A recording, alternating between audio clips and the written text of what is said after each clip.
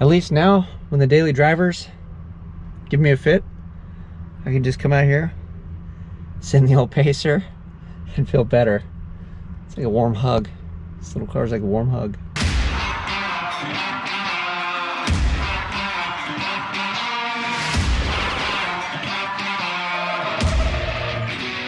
What is up, everybody? Welcome to the Burndown YouTube channel. So we're out here today. It is Sunday. We're in the thick of it. I didn't film yesterday. So what I did yesterday was we worked on this guy. Technically, the car's not really part of the channel, but I figured I'd bring you along and show you. And if things go well, we can continue the video and work on that. And then if things don't go well, at least you'll know what we're going to be doing for video-wise, because we're going to be still on Struggle Street. So this is a 2016 SS Camaro. It has the 8-speed, and it decided to be a 7-speed, right? So the codes it was throwing are for shift solenoids. I tried a TCM, and then the next thing I would imagine would be a shift solenoid on the valve body, right? So with the new TCM install, it did the same thing. So big shout out to my buddy KP Fab and Tune. I took it down there, and he was gracious. He had one on the shelf, and we programmed it and did all that fun stuff. We went for a test drive, and we ended up in limp mode, long story short. So I looked around and I was racking my brain, so finally I was like, you know, in my opinion, I mean, I don't know, I'm not a big crazy transmission guy. I just try to think logically with these things.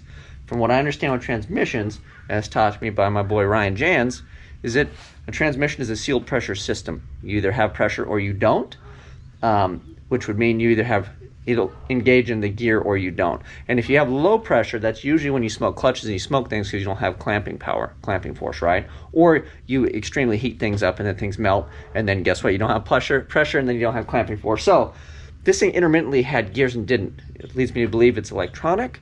So I went and we got a dude from Rock Auto. So I'll show you this guy. So this is actually the old man pajama. Jeez, box in a box. Box inception, everybody. It's kind of quality content you're getting.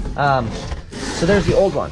So we basically took this out, dropped the pan, all the fluid.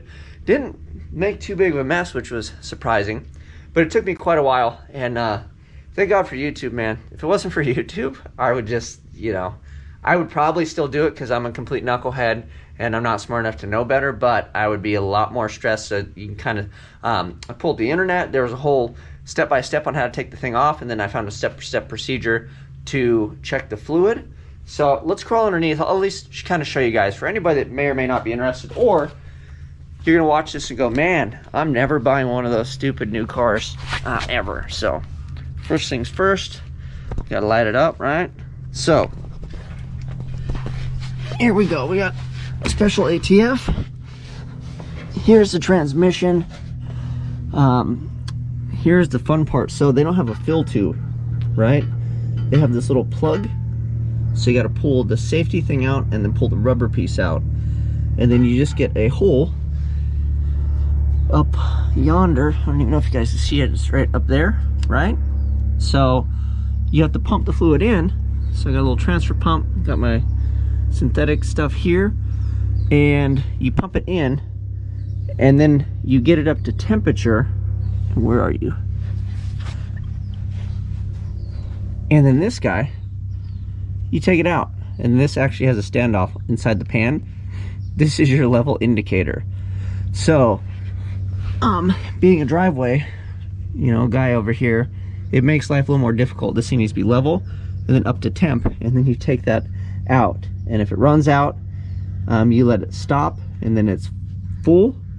And if you take it out and it doesn't go anywhere, well, then you have everything nice and warm and your catalytic conversion, all your stuff, and you get to sneak this hose back in and pump some more in there, I guess. So yeah, so all this is gonna be, after we get this will all be nice and hot. It's gonna be awesome. And then I don't know if I can start this thing with just leave this setup where it is, like on jack stands, which I think I may try, but I don't, yeah, I mean, I guess the fluid's gonna go up there. Hopefully it shouldn't, I don't know, maybe we'll make a great mess. It's gonna be awesome. So that is life in the fast lane over here right now.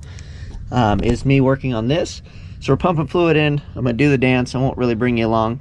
and then we'll bring you back on the video and I'll let you know how we did or didn't do and how I feel about it. Maybe we can go for a test drive with it. Then we can get on to the Winnebago. But this thing, this is the big monkey on my back. We did fix the truck water pump. I was saving up to get the parts for this. Like I said, everything's installed. Today is D-Day. We're going to test it, and I'm either going to be very, very happy, or it's going to be an extreme day. Let's just say that. So I'll bring you guys back, and keep your fingers crossed for me. So I am still under the car, and as soon as I said the bit about not making a mess, didn't make too big of a mess, which was surprising. I was like, damn it, Dane, you totally jinxed yourself, right? Moving along, everything's good. I had a little pump. I'll show you. I got this little pump, dude, and pumping fluid in. Hose kinks, blows this off, and I shot transmission fluid. My tools, the jack, my face, pretty much everything. So, note to self: do not tell the universe when you're actually doing good. Just keep it in, and just go okay, and then wait till after you're done to say you didn't make a mess. That's a pro tip. Well, it's not in the cards, boys.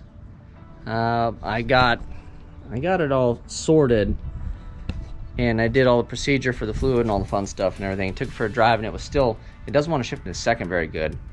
And I was really ginger with it, and I made like 2 or 3 laps around the block, just barely light throttle, and that's still popping up the same code. So the only other thing at this point, I mean, I could see if I can get a harness, figure out which harness it is, because there's one right there on the solenoid. It's actually pretty easy. Once you drop the pan, you can just pull that. There's a small harness there, and there's a larger one inside, but the one that plugs into the solenoid. So I don't know, back to the drawing board. Maybe I'll have my buddy Joe come over and we can kind of ohm or ring out the harness in the thing. But again, it was still grabbing second, but it's really slow to get in a second. So I don't know. I don't know with this car. Back to Google, back to the drawing board.